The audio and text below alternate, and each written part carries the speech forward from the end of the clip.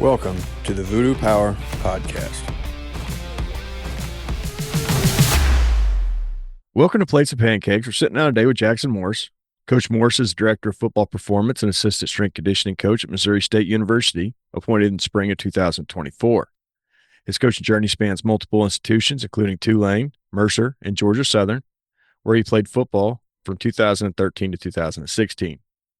Morris holds a bachelor's in science of physical health and education and a master's in science and kinesiology from Georgia Southern, and has a doctorate in leadership studies at the American College of Education. Coach Morris is certified as a CSCS, SCCC, Precision Nutrition Level 1, Altus Essential, and NFHS Coaching Education, along with contributing to Barbend with instructional content for coaches and athletes. So welcome to the show, Coach. No, thanks for having me. Man, that's a pretty cool bio you have. You've spent a lot of time in Georgia. So what was the culture shift like from Georgia to Missouri? Complete shock. I never thought that I would ever live in the state of Missouri, but it's honestly been a blessing for both my wife and I, and has been a great jump in my career. So the winter's a little bit harsher, obviously. Today woke up and it was 30 degrees. Weather's probably 60 today in Georgia, but no, man, we're taking it. We're loving it. We're soaking it all in. From Georgia to Louisiana to Missouri, yes, the culture shock, I would imagine, was a little different. We don't quite see things the way that Georgia people do and Louisiana people do. So you got to get used to the Midwest kind of way of doing things. No, it's definitely a little bit different, but no, luckily we've got a good football family here, so we fit right in. So we got to tour your weight room. We got to have a conversation about where you'd been and who you'd been with. And you'd been with Kyle Spear, Kurt Hester, some really great strength conditioning coaches. The irony is you're only 2 or 3 people away. So relationships are crucial. How have you been able to maintain great relationships? No, I always tell people, man, like in this industry, everyone's connected by 2 people. That's both with your athletes, staff, and those relationships with other coaches are so important.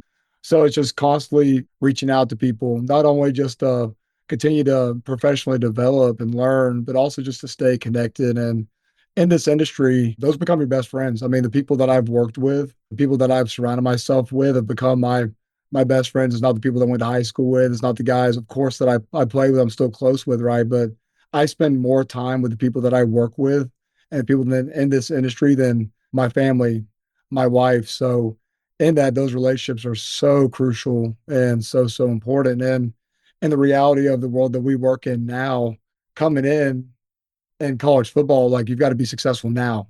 I mean, think about this. We're already, we're 10 weeks into the season. How, the amount of lives have been impacted from coaching changes and everything else. The relationships you have with those people when coaches get new jobs, they want to bring in people that they know and they trust and that they've worked with. So those relationships are so important from obviously the relational aspect of it, right? But also with being able to stay in the profession. And you were talking about winning now. This is the first year that Missouri State's been FBS, and you guys are on your way to chasing a bowl game down. You're one win away from being eligible. So what is the mood like on the campus where something like that is upon you and maybe you didn't see it coming? It's been honestly really cool.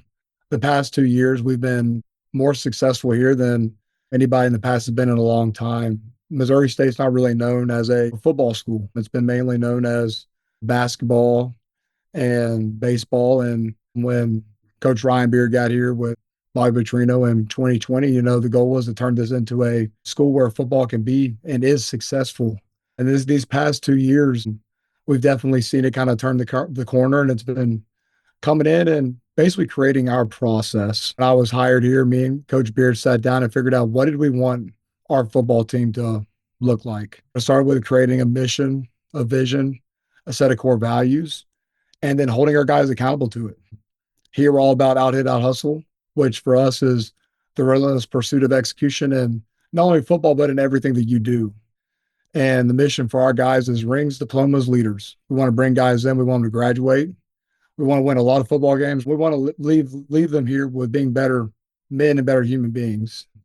And that's kind of built on our core values, our attitude, discipline, accountability, love. And with that, we've created a process where we come in, we put our head down, we work hard, And then we hold our guys accountable to the standards that we set. And what you've seen is our guys buy into it. And that buy-in has led to success. And all of a sudden, Missouri State is becoming known as, hey, like they're becoming kind of a football institution. It's been kind of cool going around town where like at Georgia Southern, if you're an athlete or a staff member, you're out in Statesboro, people know who you are.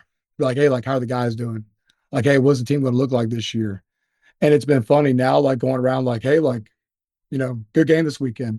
What does it look like this weekend against Liberty? So it's been cool to see kind of the town to start kind of getting excited about football. And it's been a really, really cool experience. And I've been blessed to be a part of that process. The location of the school is not bad. In Springfield, you've got Arkansas right there. You've got Kansas not too far away. You've got Old Missouri, and it falls where it's not that much further to central Missouri than some other places. So your ability to pull talent in is good. What our media market, media market is bigger than half the SEC. Springfield's a large, large media market. So the last couple of years, it's just been about building the brand, building Mo State. And we always joke that Missouri State wasn't good at football, but Mo State is. So let's continue to spread the word, build the brand, and kind of get the support behind us. So that explains the end zone, huh? As Mo State. Mo State. That's pretty unique. That found a way to kind of rebrand what you'd been doing and then now sell it to recruits and athletes. No doubt. Now, you had talked about coming into this experience here and sitting down with the head coach and deciding what your values would be. And part of that is he's given you an incredible amount of autonomy. You get to pick how you're developing your guys. You don't have a lot of influence from other sources. Autonomy like that can be great, or you can drown in it. Yep. How have you been able to keep your staff directed, keep yourself directed in a world where you're calling all the shots and there's not a whole lot of influence from the outside world? Autonomy in our world is everything. I've been blessed coming in as long as I can explain what I'm doing and defend it. My head coach basically, for the most part, allows me to do it. It's been very cool. We have like a triangle between, we call it the brain trust. It's me, the head coach, and the DOFO. And when we're coming up with scheduling, it's all about putting our guys in the best position to be successful. And with my staff, I'm always about people, processes, infrastructure. When I got here, I was the only person on my staff. It was me. It was 100 football players, nobody else. I know for me, the first thing that I had to do was bring in the right people that aligned with the core values that I created and to get them bought into the mission. And that's basically what I've done is I've recruited the right people. So I brought the right people on and I've retained them. Right now, I've got 2 graduate assistants that are both awesome. They'll be leaving me this December when they graduate, but I'm wishing the best for them, helping them any way that I can. I've got a part-time paid position that was a previous player for me. I've done some previous internships. And then I've got 2 interns. One is from overseas. He's actually from France, which is actually from where one of my GAs is also from. And then I've got a grad student on campus in the kinesiology department that was interested as well. So it's all been about recruiting the right people, getting them bought into the mission, and just staying consistent. It starts with me. I tell people all the time, humans learn through observation. What we talk about all the time as a staff is if we want our team to look a certain way, we've got to act and operate a certain way. And it's the same thing with my staff. It starts with leading by example and then working together, working alongside the guys on my staff to stay consistent and to work together to achieve the goals and the accolades that we've set for ourselves. And through that, it's been really, really cool to just see us stay consistent, especially in a world for our guys, right, where the world can be incredibly inconsistent. So we're that consistent aspect for our guys, and it's been great the last 2 years. Your budget's incredibly limited, so you're going to have to find the guys that'll show up and do the job for essentially no cash in their pocket. How difficult was that in the beginning when football really wasn't this place that people wanted to be? They would rather work with basketball or baseball or some of the more premier sports. What did it take to get the right guys in those seats? I know for the most part, like I gave my guys the opportunity. And with that, I remember when I posted both of those positions, I might have had 5 or 6 people interview. The 2 guys that I hired stood out above and beyond. One of them was working at Delaware at the time, and literally within 2 days drove from Delaware down to North Carolina to where he's from, and then drove over to Missouri. No ask, no, he figured it all out. The second one had worked at FAU with Joey G, was actually at home in France at the time when I hired him as well. And he had to get a visa figured out and flew over. They were bought into the mission and vision from the start. So I was very blessed that I put out the position, interviewed 5 or 6 people, and just found the right fit. And they were bought in from the get go. Yeah, all the moving around, you have to be pretty fluid with your environment and be able to kind of fit in very quickly. You're bringing somebody from France who has had time in the United States, but Florida's way different than Missouri, and then Delaware and North Carolina, that's quite a bit different than Missouri as well. So when those guys come in and they've been at bigger universities or maybe something with more, especially in the transfer portal, you're bringing guys in from bigger schools and they come down to see what Missouri State has. How are they able to make that transition? Because when I was there, you have exactly what you need and you have the ability to make athletes, but it's not going to go over the top like Right. Penn State or something like that. So how do they make that transition coming to Missouri State? I think initially it's probably a little bit of a culture shock when it comes to at least resources and what we have here from a facility standpoint. But the reason people come here, the reason our guys come here is because of the people. We talk about all the time, man. That's the difference here. We've got a coaching staff here that wants to develop players and that truly love our guys. And I think when guys come on visits, yes, we don't have the 20,000 foot weight room. We don't have the beautiful updated locker room, but we've got people here that really, really care and that have been really, really successful, not only here, but at other places, and have a proven track record of developing. I think in this day and age, too, it's good and bad, right? Like I was talking with some buddies at CSCCA, and we were just talking about the transfer portal. And we've had a lot of guys leave Missouri State to go to other institutions and specifically bigger ones and be successful at them. And they're like, you know what? Honestly, like that's a pretty good thing for you guys.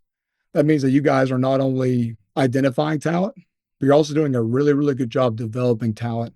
And I think a lot of people are seeing that. So when they come here, they know that A, they're a dude because we're identifying them, but B, like we're developing them and we have the ability to assist them achieve the goals and accolades they've set for themselves, whether it's playing in the NFL, which most of our guys do, right? Or even if they get here and they do have an opportunity to play at a bigger institution, like we have the ability to help them with that. Now, we may not be saying that as a recruiting pitch, right? The last thing I want to do is bring in guys for them to leave. But the reality of the world that we live in now, if we got a tackle that's 6'7", we've identified him as a freshman. He's got great feet and he can bend and he can move. He starts playing. The reality is he's probably going to get a phone call from the Big Ten. At the end of the day, I love that kid. I want the best for him. And it's my job to develop him and help him achieve the goals that he's set for himself. And if that opportunity comes, man, I can't blame him for taking it. Yeah, it'd be naive not to believe that certain kids are they're gonna go the direction that they need to go to achieve the goals they've had since they were little kids. I mean, I grew up a massive Georgia fan. My grandfather played at Georgia. I grew up going to probably 2 to 3 games a year my entire life. And obviously I had the opportunity to play at Georgia Southern. And I love Georgia Southern. But you can't tell me if I got a phone call one day telling me to go up to Athens like that, I wouldn't have taken it. It's like, absolutely would have taken it. Play in front of 90,000 people every Saturday in the SEC. Like you can't not take that opportunity. And on top of that, get paid as well. Like I just wanted a scholarship. And that's ever changing in the landscape we're in. But yeah, if somebody can tell you, hey, not only will we take care of your college, you're going to have a good salary to live on while you're here. I mean, that's what prevents people from going to college, right? It's funds, financial. Well, now we're going to take care of everything. All you need to do is show up and play football. Yeah, it's crazy. Now, talking about development, I thought we got in this conversation when I was down there visiting, and I thought this was really interesting. So you're getting a lot of Devo groups. You're getting a lot of guys that are really young coming in off the high school field and then moving into your program. Well, one, you don't have very long to get them ready. We were talking 6 weeks, maybe less. So the experience of the athlete when they come in is going to transfer over either good or bad. And I think you had told me that it's either better to have no weight program or a really good program, but in between just messes up the progress. Yeah. Is it because it takes so long to get them one way or the other, where if they don't have any experience, it's all new and you can teach them what you want? And if they have good experience, they're ready to take off. The middle ground, we would think any kind of exposure is good exposure, but why is it not? Yeah, sometimes I always think back to my experience during my undergrad and my student teaching. I remember I went out to a middle school, and it's not good or bad. This is the way Georgia is. And once you hit sixth grade, bam, like if you're a male, like you're going to weight training. And I remember walking in and seeing like 3x10 written on the board for power clean, bench press, and back squat. I walk in, I'm just like, what the heck is going on, man? And it all goes back to patterning, right? So when we get a guy in, obviously that evaluation starts. It starts on the recruiting process. Like a lot of times we get guys in, like we already have a built relationship with them because they visited Missouri State, 2 or 3 times. So we already kind of know what we're getting once they kind of step foot into the weight room. And when it comes to, get them ready to play, they get here in June. That first week, they're getting cleared. That takes, 3 days. During the summer, we've got a 4th of July break, and then we typically give them that last week of July off. So during the summer, we've got about 7 weeks to get these 18-year-olds ready to play against these 24, 25-year-old guys now. With transfer portal, right? I mean, you got guys that are playing. I mean, my quarterback turned 25 yesterday. Like crazy, right? He's been in college for 7 years. So you got to get these 18-year-olds ready to go toe to toe in camp in 7 weeks. So with that being said, you've got a couple different parts of the spectrum. You've got the guys that have zero experience at all that are just raw movers. And those guys are great because they're like clay. You can just kind of mold them and create them into what you want. You've got the guys at the other end of the spectrum that have been in an incredible lifting program in high school where they've been training since freshman, sophomore year. The movement patterns are great. But then you got this middle ground where, like, yeah, they've been training for a really, really long time. But because of that, they've had no coaching. I mean, since they were in sixth grade, and it's nobody's fault, right? But in a lot of places, like you got guys lifting from sixth grade, which sounds fantastic. But if you don't have anybody coaching those movements and those patterns, like there's no telling what you would get. I tell people all the time, you wouldn't stick somebody in the English classroom to teach you English if they weren't certified. But for whatever reason, we stick anybody in a weight room to coach strength and conditioning class that's not even CSCS certified or doesn't have a USAW. They just played offense or defensive line in college and kind of got put with like, hey, like you're going to run the strength and conditioning because you look strong. So what ends up happening is you get, I don't want to say broken kids, but you spend that entire summer instead of building, getting them ready to play football, you've got to repattern and regrain a decade worth of guys moving into a secondary motor pattern, which can be done, right? But obviously not ideal when you're getting them ready to try to get ready for camp. The window's very short, Ed. You're trying to kill two birds with one stone, and it doesn't always work like that. No, we're trying to chase performance, but it's doing what we have to do and fixing motor patterns and everything else.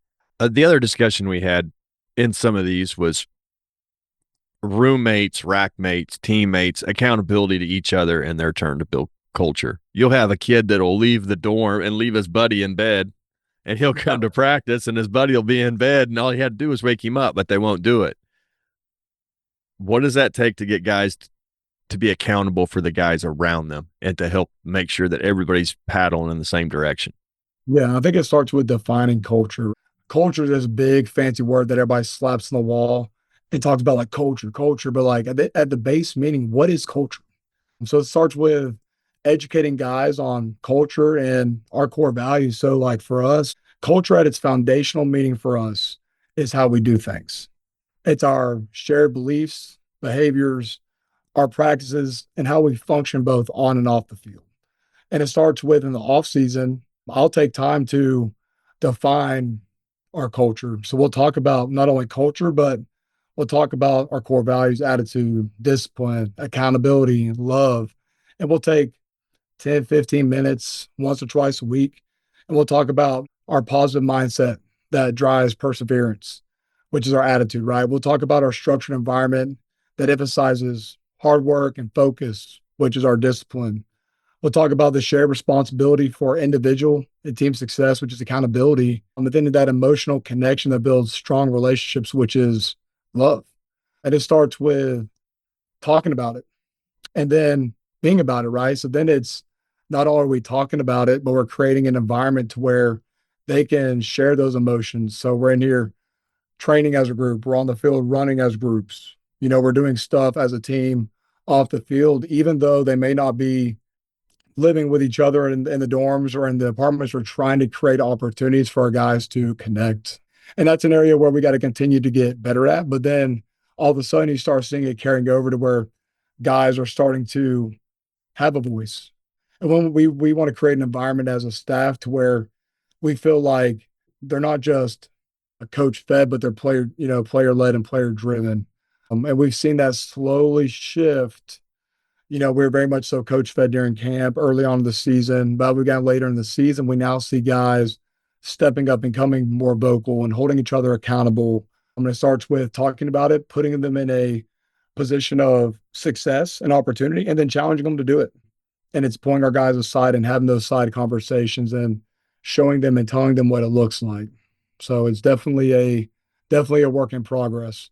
But it's really cool, man. Like we were playing against New Mexico State. I remember we hit a TV timeout and a guy comes over to the sidelines and he's losing his mind. He just made an error, like pretty critical error, right? And us as coaches didn't even have time to step up. And our linebacker looks at him and said, dude, we're good. We got your back. And then everybody got behind, like, yeah, dude, like we got you, like next play mentality. And the entire huddle went from this negative moment to like, hey, like we're positive, we're uplifting. And then 3 plays later, man, defense gets a big stop and they're off the field. So, talking about those moments and then seeing it tangibly happen has been really, really, really cool for us. On top of all this, it goes further than just football. I mean, I guess you could consider it football, but you guys don't have a meal plan. So now you got to get guys that are driving, intent on eating, hydration, all the things that go on the 22 hours that you're away from the program. Yep. Somebody has to drive that. Not having a meal plan and not being able to kind of see what your guys are eating. How are you able to drive the nutrition and making sure your guys are keeping the size on they need to stay? Yeah, the biggest thing is education. When I first got here, realizing kind of what I was walking into, it's like, okay, like we not only don't have the resources, but we don't have anybody really. We've got a nutritionist there. She does a great job, but she's a nutritionist for all 20 plus sports. She's also a kinesiology professor. So, I mean, she's incredibly overwhelmed. So it starts with educating them. It starts with the same thing as the culture, like having some of those talks, identifying the guys that are struggling and then giving them the opportunity, putting them in the opportunity of success. So trying to, with the resources that we do have, provide somewhat healthy snacks, right? I mean, it's nothing crazy, but it's yogurts, it's bagels, it's milks, it's fruits, and then showing them what it looks like. Any opportunity we have to sit down and eat with the guys, like show them what it looks like, and then evaluate them. The guys that are struggling, it's not only just measuring the outcomes, right, the body weights, but consistently working with them to help them reach their goals. And also, we've been pretty successful with it. And I will say in season, we do a really, really good job of feeding our guys. They're fed almost every day, at least one meal, which I wish we did in the off season, right? That'd be huge for us. But in season, we've done a better job this year of keeping our weight on. And the guys that needed to lose weight this off season, we've got calorie crews and we've got the cardio crews to where we're able to assist them with, kind of achieving the goals that they've set and that we've set for them. The interesting thing, and I hadn't thought about it too much until my kids went to colleges. A lot of those guys are only on campus to play football. Most of their classes are online. There's a reasonable assumption that they could, once practice is over at the end of the day, they could go get in their bed and never get out until it's time to go to practice again. Yep, it's crazy. So how do you keep those guys up, moving, eating, getting out, getting about, not just showing themselves off from the rest of the world? How do you keep them active? Yeah, trying to get them within our process and just creating good routine. So we've got stuff set up throughout the day so that we're basically not just kind of keeping them on campus, but at least keeping them around, right? So a lot of times guys will wake up in the morning, they'll come to their lift, they'll go from lift to some type of treatment, and then there's a gap to where they got to go get lunch, but then they're coming back for meetings and practice. So we've kind of got them into a routine to where like they're not just kind of bed rotting all day and scrolling and everything else. Now, that being said, a lot of them do have a probably significant amount of time to where they can be at home and do everything else. But we try to create a process and a routine to where like they're going from one thing to the next and kind of keep them engaged so that once practice time rolls around, we're ready to roll. Online classes are very self-driven. They're not really looking at when you show up, when you leave, how many days are you there. It's all on you to get in there, get your work done, find it, turn it all in. How do you keep up with some of that stuff as a staff so that guys aren't slipping through the cracks and all of a sudden they become ineligible because you wasn't watching what was going on? Yeah, so we've got a cannot think of her name, but she's an academic. I guess she's our academic advisor, our academic specialist, right? So every position coach basically has ownership of his room and it's his responsibility to check in on his guys. But basically, our guys have mandatory academic check ins almost weekly. We've got mandatory study hall hours so that those guys with, I mean, I'm talking about probably 60% of our team probably has online classes, which is great for me, right? When it comes to scheduling and getting our guys into training, putting them in a position of success when it comes to training is awesome. When it comes to being successful academically, that's tough.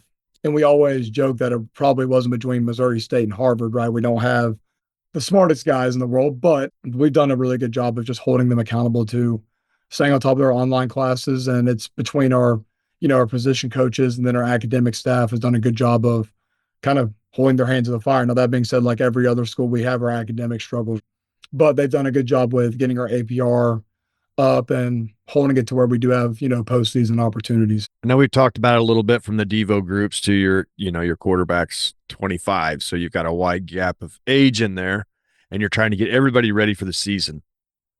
So from the time in the summer when that Devo group steps on the field to as you're preparing for your bowl game, how do you work that season out where it molds into something strength conditioning wise you like? I mean, I know we talked about this a little bit in the summer. It's heavy, it's very conjugate based, but as the season goes on, you start making a switch.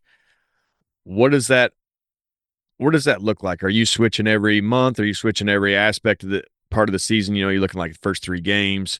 How do you decide where you're going to take this program?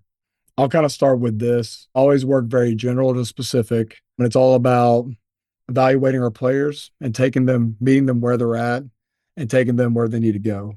Missouri State and most of the schools that I've always been at have been very much so developmental schools. So when it comes to our training, it's very much so developmental based. I can't train my guys like we're at a Power Five institution where I have 5 stars because the reality is my guys are a little bit shorter, not as long. They're not as strong, not as fast. So for me, what can I do to bridge that gap to where we're able to still compete at a high level? So once the summer hits, we're working general to specific. So my program for my guys is based upon demands, right? So I bucket my team. We've got a Devo group, which is most of my young guys, or maybe some of my older guys that may be coming off of a surgery, maybe just aren't where they need to be at strength or speed wise, right? And then I break it down to bigs, mids, and skills. So depending upon your position, your training looks different both on the field and in the weight room. Now, that being said, on the field, it may be the difference between a heavy sled push and a chain sprint or a overhead med ball throw and a fly, right? It may be very, very small changes here and there, but it's all about taking those guys and reverse engineering sport to make sure that they're ready for the demands of sport. So as we transition in the summer, we're getting closer to football. What that training looks like is it goes from kind of with the Devo guys, like a rep effort and a submax effort to now we're training with everybody dynamic effort method and submax max effort method twice a week. Our field work looks like max velocity training, acceleration training. Then our quote unquote conditioning days, we'll do some position specific stations, which include contact prep, whether that's crawling, rolling, or even tackling, an intro to tackling, or open chained reactive drills, some curved running, and then basically get into a mock practice so that once camp rolls around, they have at least felt a stimulus similar to practice. Now, once in season rolls around, the training shifts from a very conjugate based training to a more tier based approach. Now, still have a heavily conjugate part of it, right? but it changes because I want my guys to be able to recover much faster. Obviously, the emphasis goes from training on the field in the weight room to playing football. Football is always the most important thing, right? And I've developed a method called surfing the curve. Now, I always joke about copyright laws and strength and conditioning. Nothing's new. So if we're going to copy things right. And I initially got this from Jordan Barber, who at the time, years ago when I visited, he was at the University of Georgia. He is now at Syracuse. We talked about how Georgia was training at the time. They were hitting a different aspect of the force velocity curve in season. And what they have found over doing it over the course of 2 years is that they were able to stay incredibly strong, powerful, and explosive while without having to load their guys under a heavy barbell every single week. And that resonated with me incredibly. As an athlete in season, I never felt great. Now, I wasn't the greatest athlete by any means. I was very, very, very average, right? I wasn't very explosive, wasn't very strong, wasn't very fast. The reason I was successful is because I love the process. I love training.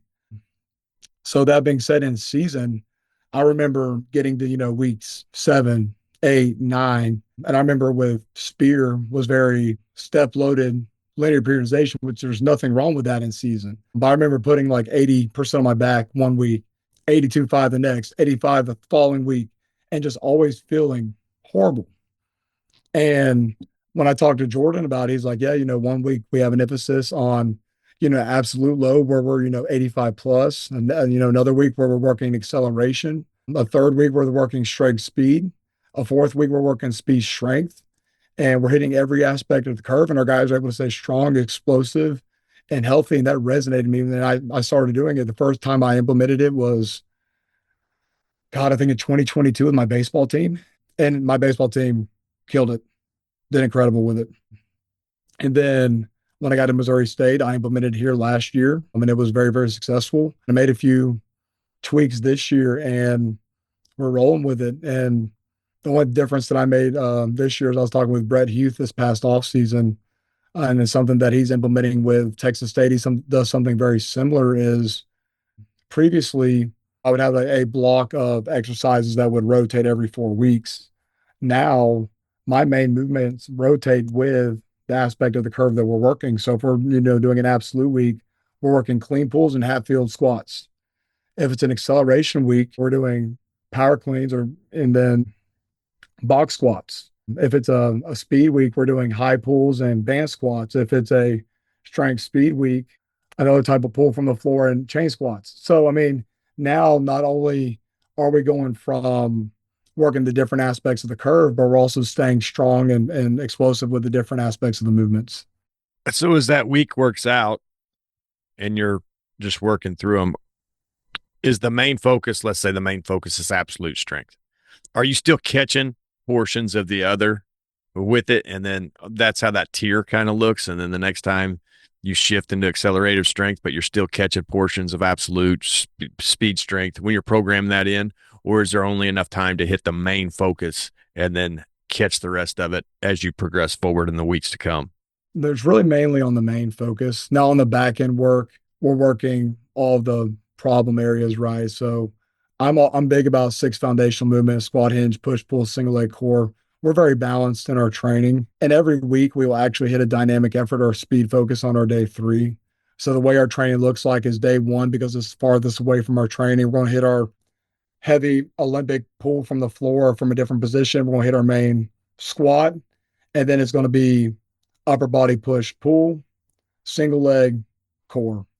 Day 2 is going to be some type of power derivative, upper body based. This day is going to include snatches, push presses, split jerks, high pulls. Then we're going to hit our main upper body horizontal movement, which would be our bench variant. And on the back end, it'll be single leg, vertical pull. And then there's a lot of post shoulder, knee dominant hamstring. And then that day 3 is completely total body dynamic effort. We're going to do an iso mid thigh pull, a little bit of French contrast. We're going to do a chain or a speed squat, bilateral for my bigs, single leg for my skills, some type of dynamic effort upper, whether it's something with a dumbbell or a landmine, a multi-directional lunge, and then like a back extension. So I will say this, we're always hitting something dynamic every week, but the other days we do emphasize that one aspect of the force velocity curve. Now, when I was down there, you have force plates, and we had talked about it a little bit. How do you learn to educate yourself enough that force plates aren't just a fancy way of measuring RSI? Yeah, a lot of reading, a lot of learning. We'll measure a counter movement jump early in the week on that day one of training. And we'll do a four hop later in the week, the day before the game with a dynamic effort day. With that counter movement jump, we're looking for not only jump height, but we're looking for impulse, we're looking for shifting, looking for modified RSI. With our four hop, we're looking for a true, RSI. And it's really looking for neuromuscular fatigue and basically readiness to play. With that, it's a lot of diving deep into Bald has a lot of great resources. I mean, it's honestly overwhelming the amount of stuff that they had to send to you to kind of just read and learn up on it. We read Force as a staff this past summer, kind of when we got involved to kind of start learning what that looks like. So it's just trying to continue to educate and read up, watch videos. I also have some great contacts that I can reach out to that's kind of their realm and their world. So it's reaching out to those people like, hey, like, what are you guys doing? Okay. I'm like, why are you doing that? What does that actually measure? It's like, okay, like, well, that makes sense. So it's a combination of reading, it's a combination of trying it yourself and then reaching out to others. Yes, because it can just become a very fancy tool that just you pay a lot of money for, but don't understand the limitations or the how deep you can go very quickly. So the extra research, I mean, that could be its own degree. I'm Yeah. sure, force plate science.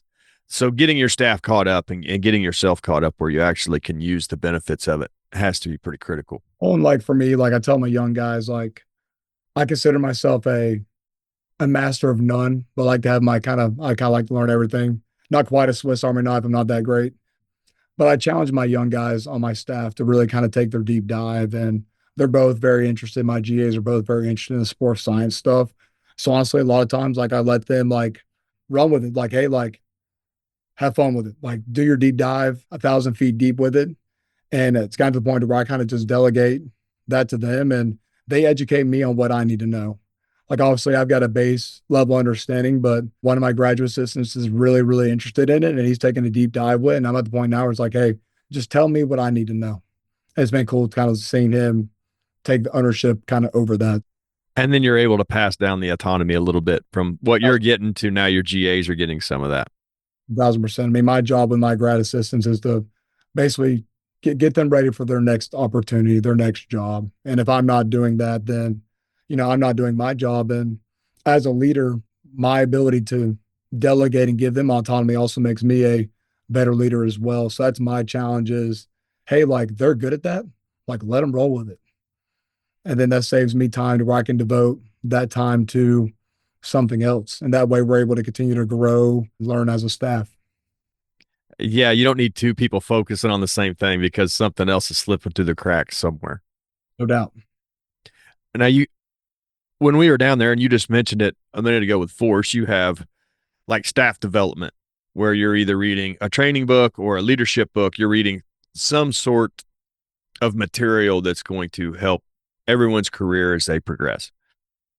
How do you decide what direction you're going and what book you're going to read and how you're going to develop? Is it leadership? Is it, they're already in classes or they've already taken classes on kinesiology. So, you're trying to keep them in that stuff, but there's so much on the leadership side. There's so much on the personal development side. How do you decide where you're going to go with it? I not only for me, like I'm pretty passionate about just impact. And for me, if somebody asked me, a couple months ago, like, how do you define success? And I just sit there and think about it. And kind of in our world, right? Like winning is success, but I think really like success is measured through impact. And for me, that's something I'm passionate about is positively impacting other people. And that's both my athletes and my staff. And when it comes to development, I think staff development is huge. I think as for me, I consider myself a lifelong learner. If you're not learning, you're dying. So over the years, and I took it from one of my previous mentors, Jeff Ward, and years ago when we were at Georgia Southern, I was doing kind of my first internship off of Tulane. We are trying to find a way of doing staff development. He kind of created a tier-based approach. And what I mean by that is we'll kind of focus on something each week that's, kind of an emphasis on leadership Or this week we're going to talk about a movement or, some type of exercise. And the following week we're going to talk about, the physiology or coaching side of things. And I've kind of taken that and ran with it. So every semester we'll have a book and we'll rotate between some type of leadership aspect and then something either coaching or the physiological side of things. And since I've been here, we've done extreme ownership. We've obviously done force.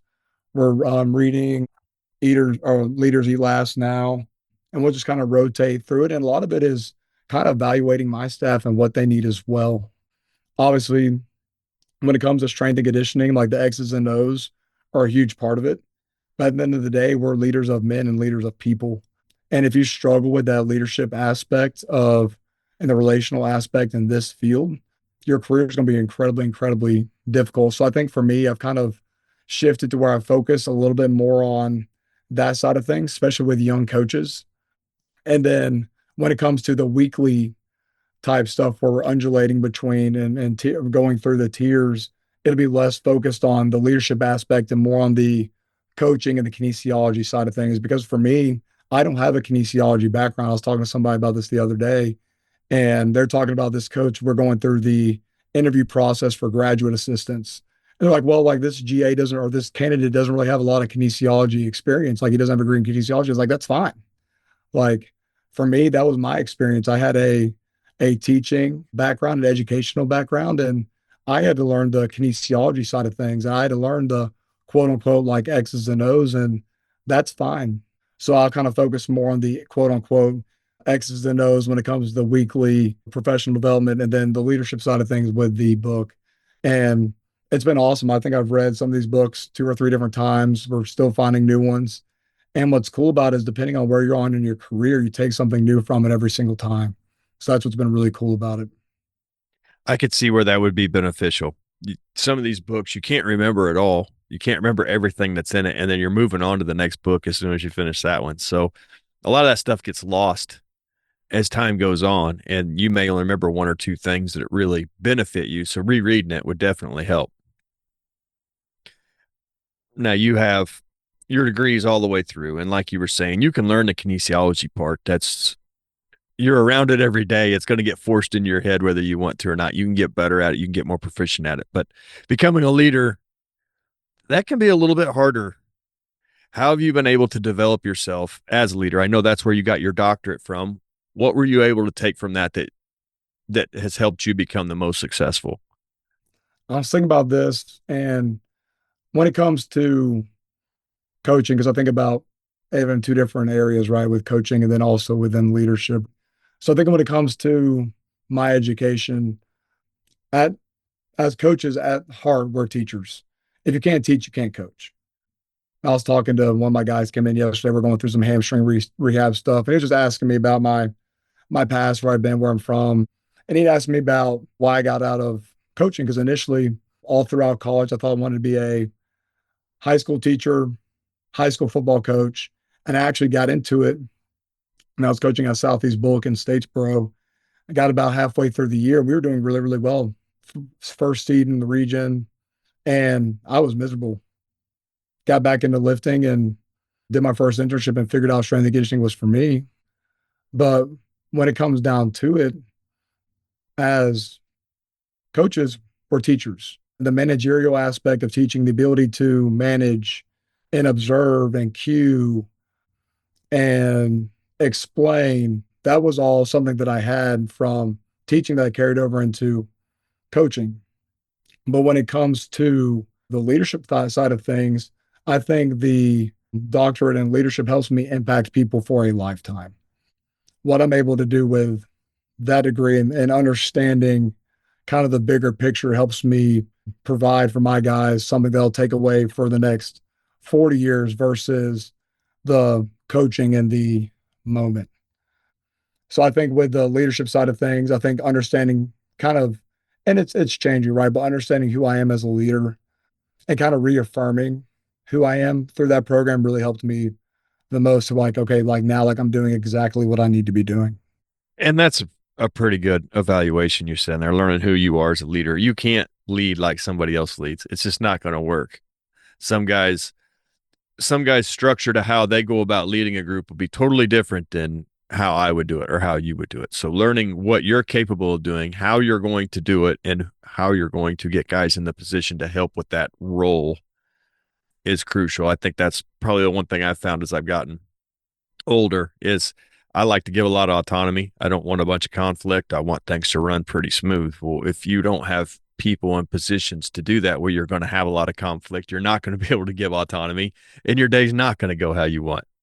So has that helped you, I guess, in starting to hire interns and what you're looking for, GAs, things like that, because you know your leadership style. And if you see somebody that's not going to match, even though they may be a great person, it's just not going to work. Hiring other people, it's not only hiring good people, but also people that are going to be good fits for what you have going as well. And as we kind of go through that process now, we've got a lot of good candidates. I mean, I put our post out, I think I had over 40 people apply, and we kind of got it down to like a list of like 17, and we took that list of 17 to 10, and now we're about to like 5, and realistically, like all 5 of those people are great people. Like the reason that they've gone through this entire process and the reason they stick out is because they are awesome people. Now it's out of those 5, like who are the right fit for us and our mission, our vision. You go, because realistically, like we work 60 to 80 hours a week, and you're a sum of the 5 people that you're around. And if those people aren't challenging you to be better, to take the next step and believe what you have going on, I tell our guys all the time, it's like, guys, like civilizations don't fall from the outside, they fall from within. And if you're not bringing in the right people, there's going to be cracks in your foundation pretty quickly. And for a group, for us, I consider the most consistent on campus, we can't have that. So yeah, no, it's exactly that. And the Missouri State kinesiology program has really turned out some incredible strength coaches across the nation. I mean, when you start looking at people's background, I didn't realize they went to Missouri State, and you start stacking them up. The program has done well. It's just your job to bring in the people that can help highlight what the program is doing. Correct. And I think the biggest one that comes to mind is Brian Mann. It's incredible to think that Brian Mann was here a couple of decades ago, but no, obviously the program kind of speaks for itself. Excuse me. So with my job, it's okay, let's find really good people that fit Missouri State football that then can be educated and highlighted by a program that is obviously done, above and beyond. Yeah, and on top of Brian Mann, I know Zach DeCant was there too, and now he's at TCU. I mean, they've brought you in. The program keeps developing in great new ways. Yeah. The one thing, and this is totally off of everything we've been talking about, but it is still strength conditioning, and I thought it was incredibly unique, is you helped with a women's rifle team. Yeah. And what I really thought was unique about it is we're always looking at bringing heart rates up. Yeah. Bringing heart rates up. We never think about what do you have to do to bring heart rates down, and especially the lower the better for the steadiness of women's rifle. So when you start looking at working at things backwards, how are you able to reverse engineer the heart rate and get those athletes down to pearl diving status? Yeah, no, it's funny. Like I tell people all the time that the greatest challenge of my career was going from an internship at Tulane and going back to Georgia Southern, be challenged in a program for rifle and golf. Everybody always sees me. I think, we hired some new Olympic people on staff this past summer, and they always see me as just like the football guy, right? I'm just the football guy. And they were at a football game talking with my wife, and she was like, yeah, like he used to work Olympic sports. And I mean, he had like golf and rifle, and they're like, no way. So it's like, guys, like I've coached everything along the spectrum between football and then rifle. But no, with rifle, man, it was cool coming in. I had a group of girls, and I initially met with my head coach. It was Sandra Warman, and she joked with me that rifle gets a bad rep for being NRA. They said not real athletes. So I was like, fantastic. And we talked down, we just talked about the sport because I was completely unfamiliar. So when I thought about training women's rifle, something that really stood out for me is she talked about shooting between heartbeats. And I was like, okay, so what can I do to get their resting heart rates down to increase the time for those girls to shoot? So it's funny, they hated me initially. I remember the first day, I think we were doing tempo squats. I think we ran like a tempo run, and I had a couple trisets in there, just, try to get them. increase work capacity. I think the next day I went to the athletic trainer. They said the girls were coming in complaining that they were all dying at rhabdo, right? But no, just kind of reverse engineering sport, kind of figuring out what that looks like from a shooting perspective, the different positions that they were shooting in. And my thought process was, let's have a bunch of tri sets and quad sets and get their work capacity up. And, let's challenge them to get their heart rates up, but also to bring it back down and to control their breathing and to control their bodies. And they were honestly really, really successful. I think that following year, now, granted, I think I had an Olympic rotational shooter on that team, but they won a conference championship. So that was really, really cool to see, those girls start training into working and then to accomplish kind of what they had set out to be. And now, I mean, Georgia Southern Rifle is a top 25 team pretty consistently. So that's really, really cool. Well, kudos to the coach for seeing the benefit that you could give the athletes where they could very easily overlook that and Yeah. never even show up. That's The other one you did was 5-3-1 for female golfers. And I kind of wonder how that went, when you're really getting in some deep Jim Windler stuff with golfers. How did that kind of work itself out? we were talking about, joking about, it's like I read one book and thought I knew everything now, right? Or then, and the longer I've gotten into this thing, the less that I know that I don't know at all. But at that time, I read 5-3-1 and thought it was the greatest thing ever. I was always going back to joking with Spear. And this is when I was at Tulane and kind of the end of my internship. And he talked about training golf. And he said that he was working with a golf coach at Sam Houston. And they're talking about the stronger those golfers are, the closer they can get to driving the ball to the hole. I was like, that resonated with me. And coming into it, coach what you know. And at the time, I knew 5-3-1. And with those girls, we were going to do some type of hinge variation. We were going to squat and we were going to bench. And I remember doing plus sets on freaking conventional deadlift. And I'm sure they hated me, right? But girls being excited because they hit 225 on a deadlift for 10. Got them bought into coming in and training hard. And it wasn't anything crazy, right? It was one day we were doing the dumbbell bench. The other day we were front squatting or goblet squatting. The other day we were pulling from the floor. And all the back end work was tier based and working on their needs and the emphases that they needed to work on. But at the bare bones, it was 5-3-1. And it was awesome, man. I look back and joke about it now. Like, would I train them that way now? Like, probably not. But there's still a lot of aspects from that training that are very solid and sound. And those girls saw a lot of progress. The consistency and the ability to get them in the weight room and just show effort will fill in a lot of those gaps until you have time to learn what really you need to know.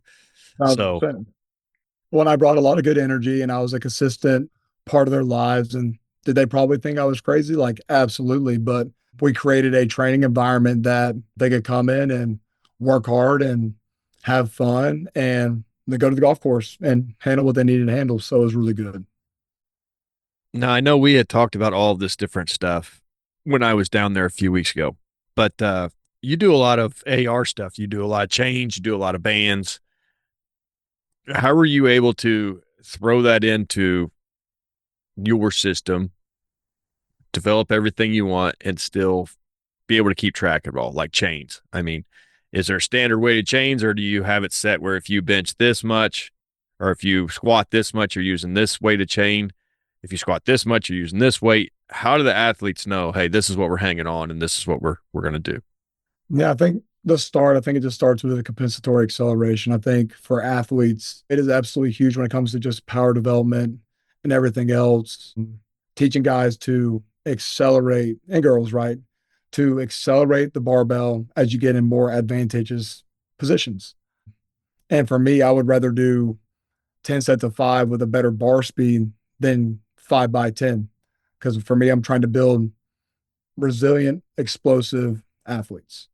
So when it comes to bands and chains, right now I just have a standard for both. We're utilizing chains. We'll have 2 chains on each side, and I'll change the bar weight. When it comes to bands, I'll have a specific band that I use on my bigs, a specific band that I use on my skills, and then adjust the bar weight off of the percentages, right? Eventually, it's going to get to the point where I would like it to be based upon a max. But right now, kind of where we're at staffing wise and where my guys are at, I don't trust them quite yet to implement that. So right now, realistically, it's me, my two GAs. We got 40 guys in here. I don't feel like having them, and it's an excuse, but I'm trying to set my guys up for success, and we're still getting what I need out of it. But that's kind of the next step, is to do it based upon their maxes. And we had talked about this. If you're not careful with bands, you'll trash guys that you're trying to peak. And it doesn't take a whole lot. But you had mentioned to me that chains seem to create more intent. Yeah. And so you're building that acceleration model. And I don't know what it is. I think it may be just the sound of the chains is what does it. But I also wonder if the band tension is not enough. They don't really feel it. So they don't have to accelerate to overcome the tension it's applying. Do you think that has something to do with why chains create more intent? Yeah, I think you hit the nail on the head. I think it's that auditory response. I think our guys hear that and they just absolutely drive out of the hole. And it's actually really fun to watch. Yeah, I think the bands, I think you're right. I think it's probably not enough tension, but it's the midpoint of the right amount of tension, right? If you use not enough, right, it's exactly what we're talking about. There's not enough intent. If you do too much, you're then frying guys. So it's kind of the balance between both of those. And without VBT currently, I'm more hesitant to increase that band tension because I don't have any way of evaluating it other than coach's eye. Yes, just because you've lined everything up percentage wise doesn't mean it's all going to work out in the end as much as we want to. When you have a season on the line and you've got a skills guy that you're counting on, well, now all of a sudden you've beat him up and you didn't really mean to because it looked really good in the weight room. But then all of a sudden, maybe that's it. You don't realize the crash until the crash. Like they look amazing. Yep. And then 3 weeks later, they can't do anything. And it's a combination of right now, like technology wise, like we've got the force plates, which is a blessing, right? We've got timing gates. We don't have GPS, we don't have VBT. So with that, a lot of it is evaluating what our guys look like and where do we need to be and where do we need to back off. And what I don't want to do is fry them in the weight room when right now the goal is to perform on the field. Now, as you start edging closer to bowl season, and I know you got staff meetings and things to do today, so I'll kind of wrap up with this. But as you're edging closer to the bowl season, it's naturally everybody's first thing is to ramp up intent. We got to get there, and then once we get there, we got to win. How are you able to moderate that? Take advantage of your extra time, Yep. but keep everything in perspective and not chase this golden carrot on the end of a stick. I keep preaching the process to our players, our staff. It's funny. I asked my guys this past off season, I was like, if you look at any losing streak, you can go back a decade, and it could be across any sport. That head coach goes to the podium, they all say the same thing. It's like, we got to get back to the basics. We got to get back to our process. And we've been very blessed here. Our quote unquote process has worked and it's proven results, right? We had a very successful year last year. And then we're having a great year this year so far with the transition to FBS. And it's preaching like guys, like nothing needs to change. Trust the process. And then here, like I was talking with my guys, and instead of like obviously we'll adjust where we need to, but sticking to the annual plan. Like it's worked really well so far. Guys are feeling fresh. Guys are feeling good. We're still, hitting PRs with our force plates, with our jump heights and our numbers. It's working. Stick to it. When it comes to our practice plans and our weekly layout, it's working. We don't need to change it now. We have backed off on the volume of practice. So our Tuesday practice that our heavier days are a little bit lighter. Our Wednesdays are a little bit lighter. Our Thursdays stay the same, but we're still coming in on Sundays and my Devo guys are working. We're still resetting our travel guys with our quote unquote light flush. Everything is staying the same because it works. Instead of trying to do more or to change everything, it's trusting that process to where it's gotten you to where you're at now. And over the next 4 weeks, continue to plan, prepare, and give our guys the best opportunity to go 1-0 on Saturday, which has been really, really cool. Yeah, you've won some really tight games that I'm sure really beat up your guys. You went to overtime with New Mexico State. You've took one at home here last week. So everything's rolling in the direction you want it to roll. Now it's just a matter of keeping all all the guys focused on every day meeting the process. Yeah, and I had a conversation the other day. It's like coach was like, winning's really cool, but I feel like we got a lot of pressure. And I was like, pressure's a privilege, man. I was like, you can't look at the big picture. You got to take it one day at a time and trust that everything that we're doing that you've done so far is working. Well, Coach, I can't tell you how much I appreciate this. I know I texted you on Instagram just out of a whim. We were going to be down there for my daughter's wedding. You allowed us to come in your weight room, interview you, get set up for this. And you've been over backwards to make this possible. And I'm truly appreciative. No, I've had a great time, and it's great to connect and build a relationship that hopefully will, kind of go from here. I hope so, Coach. You guys are doing great things down there. You're close enough to the house that I can get down there and catch some stuff that's going on and pick your brains.